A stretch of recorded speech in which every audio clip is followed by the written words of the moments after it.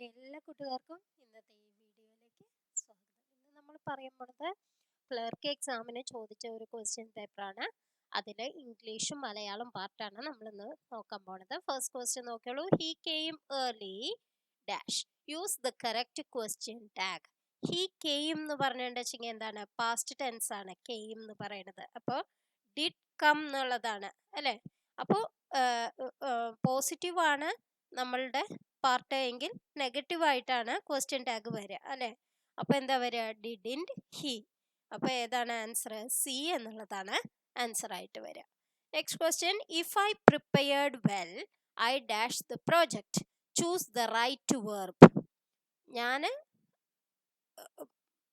നന്നായി പ്രിപ്പയർ ചെയ്തെങ്കിൽ എനിക്ക് എന്ത് കിട്ടും? എങ്ങനെയാണ് അത് വരിക? I would complete the project. I would complete എന്നാണ് വരിക. അപ്പോൾ ഡി എന്നുള്ളതാണ് answer. Next question. One of my friends dash with me yesterday. Choose the right option. അപ്പോൾ കഴിഞ്ഞു പോയ കാര്യമാണ് അല്ലേ? യെസ്റ്റർഡേ ഇന്നലെ ഉണ്ടായതാണ്. അപ്പോൾ എന്താണ് പറയുക? One of my friends was with me yesterday. Next question. I am sure that somebody was spying dash us. Choose the correct preposition. എന്താണ് വരിക? On us. Spying on us. I am sure that somebody was spying on us. Next question. They said we arrived late. Change the speech.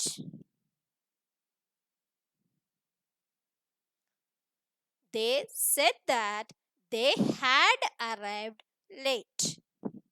C എന്നുള്ളതാണ് answer. Next question. Which is the synonym of the word resemblance? Synonym എന്ന് പറഞ്ഞാൽ അർത്ഥമാണ്, meaning. അപ്പോൾ എന്താണ് വരിക? Similarity. Which is the synonym of resemblance എന്ന് പറഞ്ഞാൽ similarity. Next question. Identify the meaning of the idiom a piece of cake. Very easy task. D എന്നുള്ളതാണ് answer ആയിട്ട് വരിക. A group of monkeys is called. മങ്കിയുടെ group, അതായത് കുരങ്ങന്റെ ഗ്രൂപ്പിനെ പറയുന്നത് എന്താണ്? ട്രൂപ്പ്. ഡി എന്നുള്ളതാണ് ആൻസർ.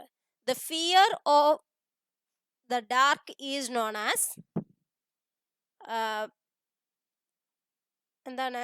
നൈറ്റിനെ പേടിയായിട്ടുള്ളത്, അതായത് ഡാർക്കിനെ പേടിയായിട്ടുള്ളത് എന്നുള്ള അർത്ഥം വരുന്നത് എന്താണ്?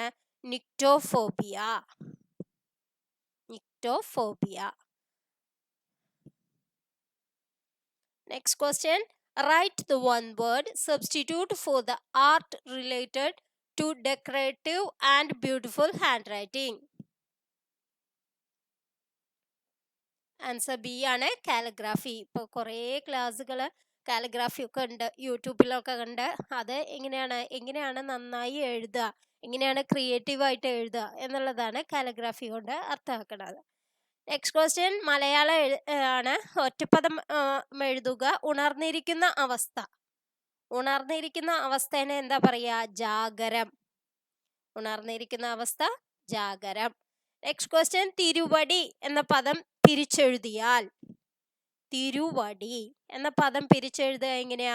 തിരു പ്ലസ് അടി. തിരുവടി. വകാരം ആഗമം, ആഗമസന്ധിയാണ് വരിക. തിരു പ്ലസ് അടി, തിരുവടി. Next question. കുതികാൽ വെട്ടുക എന്ന പ്രയോഗം കൊണ്ട് ഉദ്ദേശിക്കുന്നത്. കുതികാൽ കെട്ടുക എന്ന് പറഞ്ഞാൽ വഞ്ചിക്കുകയാണോ, ഉയർച്ച തടയുകയാണോ, അവസാനിപ്പിക്കുകയാണോ, ചില്ല മുറിക്കുകയാണോ?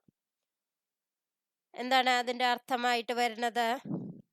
വഞ്ചിക്കുക അല്ലെങ്കിൽ ഉയർച്ച തടയുക എന്നുള്ളതും ശരിയാണ്. കുതികാൽ വെട്ടുക എന്ന് പറയുന്നത്. അപ്പൊ ബി ആണ് ആൻസർ ആയിട്ട് വരിക. നെക്സ്റ്റ് ക്വസ്റ്റ്യൻ നോക്കാം. പൂജക ബഹുവചനത്തിന് ഉദാഹരണമായ പദം താഴെ പറയുന്നവയിൽ ഏതാണ്? പൂജക ബഹുവചനം എന്ന് പറഞ്ഞിട്ടുണ്ടെങ്കിൽ അതൊരു ബഹുമാനാർത്ഥം പറയണതാണ് പൂജക ബഹുവചനം. അപ്പൊ ഏതാണ്? ഇതിലെ വൈദ്യർ എന്നുള്ളതാണ് പൂജക ബഹുവചനം. Next question. താഴെ കൊടുത്തവയിൽ തെറ്റായ പദം ഏത്? തെറ്റായ പദമാണ് ചോദിക്കുന്നത്. ആദരാഞ്ജലി. ആദരാഞ്ജലി എന്നുള്ളത് ഇങ്ങനെയല്ല എഴുതുക. ആദരാഞ്ജലി, ആണ് എഴുതുക, അഞ്ജലി. ഇനി നെക്സ്റ്റ് ക്വസ്റ്റ്യൻ. പ്രാചീനം എന്ന പദത്തിന്റെ വിപരീത പദം എഴുതുക. പ്രാചീനം എന്ന് പറഞ്ഞാൽ പഴയ കാലം. അപ്പോ അതിന്റെ വിപരീതം അർവാചീനം. പ്രാചീനം, അർവാചീനം.